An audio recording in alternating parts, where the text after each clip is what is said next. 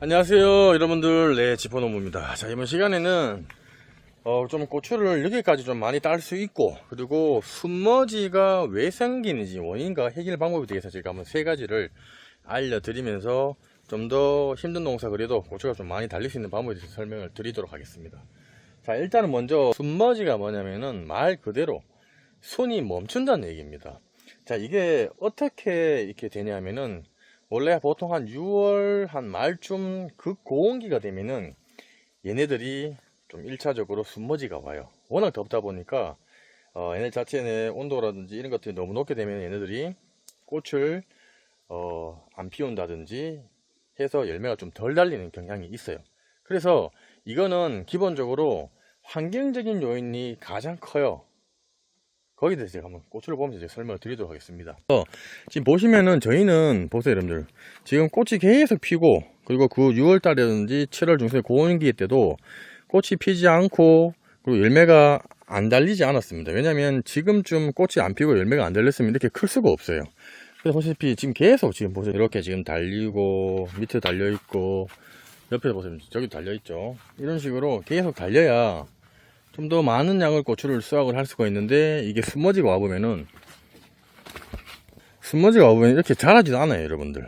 그래서 이게 이제 가장 원인이 환경적인 요인에서 기본적으로 극고온기. 왜냐하면은 얘네들이 너무 더우면은 광합성을 하는 거가 좀 부담이 되는 거예요. 왜냐하면 워낙 뜨겁다 보니까, 우리가 보통 이 식물들도 빛의 색이라든지 온도, 이산화탄소 농도에 따라서 우리가 보통 이제 광합성을 얘기를 하는데, 얘네들이 35도 내외 정도 되면은 광합성을 가장 활발하게 합니다. 근데 그 이상이 올라가면은 광합성을 하는 걸 저하시켜요. 왜냐하면은 이 식물들, 특히 고추 같은 경우에는 잎 뒷면을 통해서, 여기 보시면 요 안에 뭐가 있냐면은, 우리 조리봉 형태의 모양의 튜브 형태의 기공이랑 공변세포가 있습니다.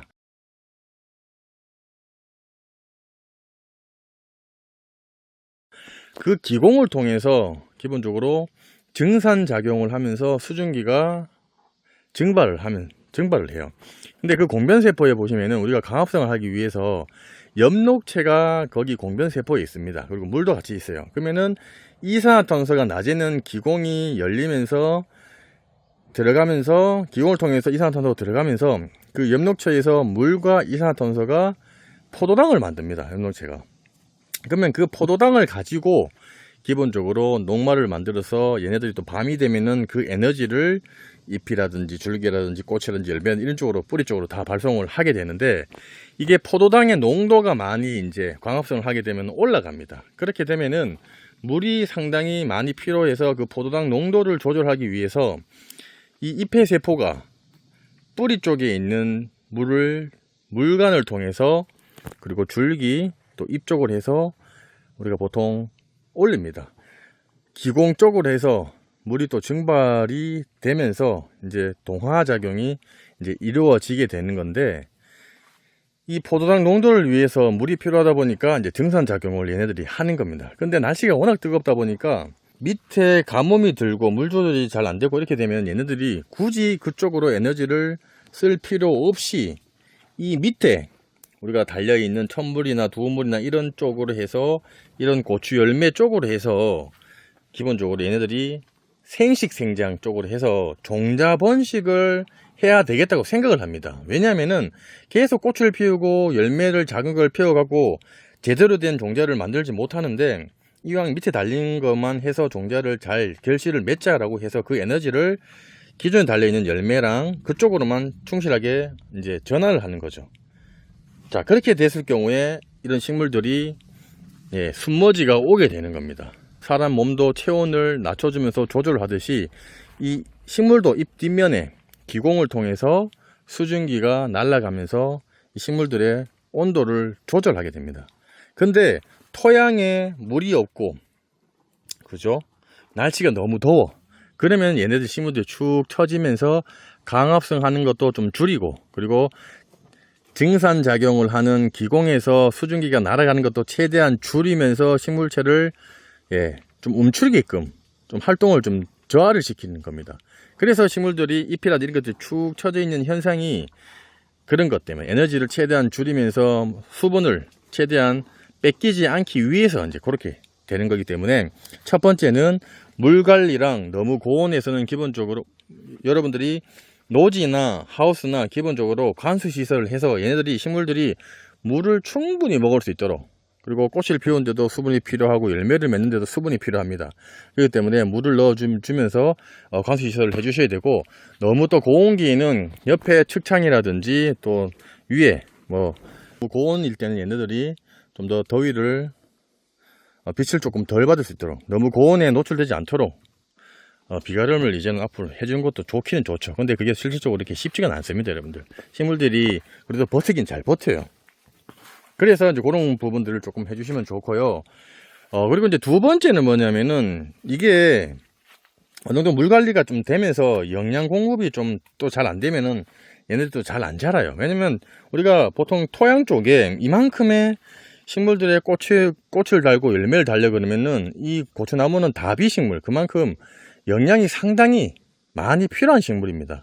그래서 우리가 1차, 2차, 많게는 3차까지 NK 비료라든지 관련된 웃거름을 주잖아요. 그런 것처럼 기본적으로 이제는 연면 시비를 주는 것보다는 뿌리 쪽으로 해서 영양 공급이 더 빨리 됩니다. 흡수도 더 잘하고. 그렇기 때문에 연면 시비도 하면 좋겠지만은 뿌리 쪽으로 해서 우리가 기본적으로 좋은 영양제를 좀, 요즘 영양제가 워낙 비싼 게 많잖아요. 그래서 제가 좀 더 저렴한 거를 좀 효과가 수모지를 잡아줄 수 있는 그 영양제를 한번 소개시켜 드리고, 참고할 수 있도록 말씀을 드리도록 하겠습니다. 자, 요게 이제 마스터 슈퍼임이라는 거고요. 10kg입니다.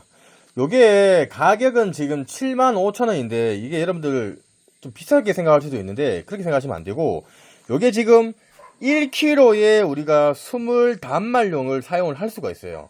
자, 그러면은 보통 한 8,000원 내외로 7,500원으로 20단말을 쓸 수가 있는 영양제입니다.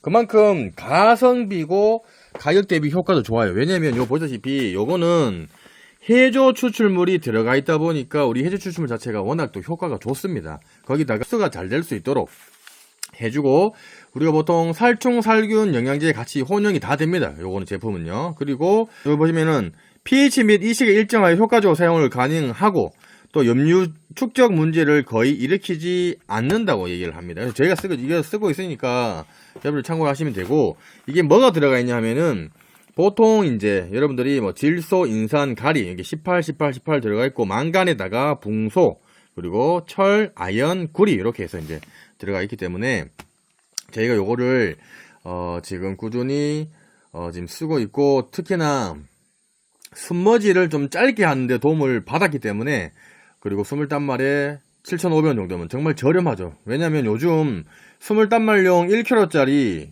기본 최소 만원 이상, 비싼 건 2만원, 3만원까지 갑니다.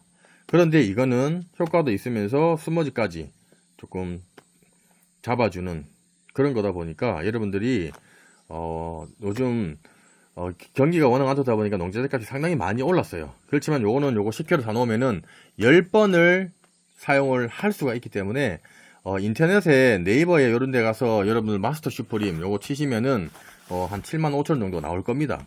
그거면 요걸 사서 한 10회 정도 치면은 상당히 좋은 저렴한 가격에 또 좋은 영양제를 사용할 수가 있으니까 여러분들이 참고하셔갖고 사용을 하시면 좋을 것 같습니다. 세 번째는 보통 이게 영양제 주면서 하는 얘기인데, 이제 칼슘이랑 붕산을 여러분들이 좀 쳐주셔야 돼요. 왜냐면 이 칼슘이라는 거는 우리가 보통 식물체나 사람이랑 똑같이 클 때 우리 사람은 뼈를 튼튼하게 만들고 뼈대를 만들어주는 그런 칼슘의 역할이다 보니까 식물도 동일합니다. 이런 나무 가지라든지 그리고 뿌리 이런 것들도 다 형성을 하는 데 도움을 주고 하기 때문에 기본적으로 한 3회에서 5회 정도는 주기적으로 우리가 수용성 칼슘이랑 또 칼슘의 흡수를 잘 이동해 줄 수 있는 붕산을 같이 혼용을 해서 쳐주시면 좋고, 거기에 맞춰서 해주시면 좋습니다. 하여튼 뭐 여러분들 농사가 뭐 이것저것 신경 쓸 게 한두 가지가 아닙니다. 뭐 그래도 좀 해놔도 내가 더 좀 키를 키워서 열매를 한 나무당 좀 많이 달면 좋잖아요. 순머지가 조금 더 빨리 해결되고. 그래서 이런 부분들을 좀 참고하시라고 제가 말씀을 드렸고, 그러니까 이런 거 앞에 것만 잘 관리만 잘 해주시면은 그런 부분들은 좀 해결을 할 수 있으니까 참고하시고, 조금이라도 도움되시면 저희 지포농부 구독하기, 좋아요 좀 부탁드리고요.